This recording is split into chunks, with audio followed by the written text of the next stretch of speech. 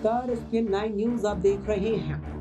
बिहार में जाति सर्वेक्षण के आंकड़ों से प्रतिनिधित्व और आरक्षण कोटा और अफर्मेटिव एक्शन का बहस का रूप ऐसा बदल गया है जिसे अब और बदलना बहुत मुश्किल होगा। सीएम नीतीश कुमार के जाति कोटा बढ़ाने का विधेयक पेश करने के वादे का बिहार ही नहीं बल्कि देश की अर्थव्यवस्था, समाज और सबसे ऊपर राजनीति पर दूरगामी प्रभाव पड़ेगा। नीतीश कुमार के विधेयक के जो भी रूपरेखा हो, बिहार की आबादी के 63% और राज्य के सबसे गरीब लोगों के बहुमत ओबीसी 27% और ईबीसी 36% नौकरियों में अपनी आबादी का अनुपात में व्यापक आरक्षण के लिए आंदोलन करेंगे।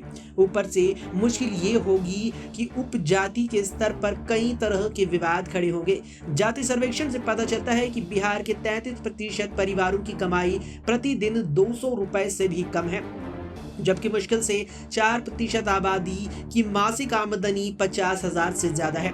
अल्पसंख्यकों, विशेष रूप से मुसलमानों के लिए नौकरियों में ही नहीं बल्कि राज्य विधानमंडल में भी कोटा मांगने की आशंका से इनकार नहीं किया जा सकता।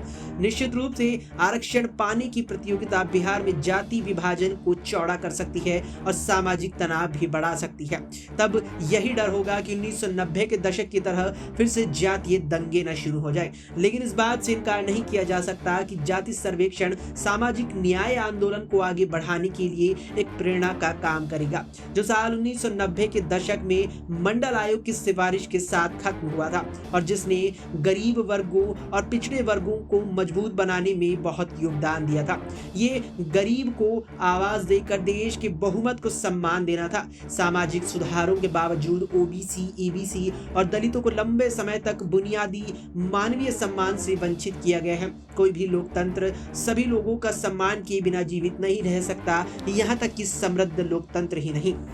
राजनीतिक लोकतंत्र के लिए सामाजिक लोकतंत्र बहुत जरूरी है, जबकि आर्थिक लोकतंत्र राजनीतिक और सामाजिक दोनों लोकतंत्रों के लिए जरूरी है। असल में आर्थिक लोकतंत्र के बिना सामाजिक लोकतंत्र टिकाऊ है ही नहीं और राजनीतिक लोकतंत्र करीब करीब फर्जी है। इसी वजह से जातियों की जो आर्थिक स्थिति है उसके आंकड़ों को सामने लाना और भी ज्यादा जरूरी हो जाता है। इस लिहाज से यहाँ पर जिस तरह से नीतीश कुमार की जातीय सर्वे में आर्थिक आंकड़े उभर कर सामने आए हैं, जातियों के आधार पर ही उसे बहुत हद तक सही माना भी जा रहा है और वो बहुत हद तक फायदा भी कहीं ना कहीं बिहार को पहुंचा सकता है। अभी के लिए इस वीडियो में इतना ही। देश और दुनिया की तमाम खबरों को लेकर अपडेट रहने के लिए आप देखते रहें SPN9 न्यूज।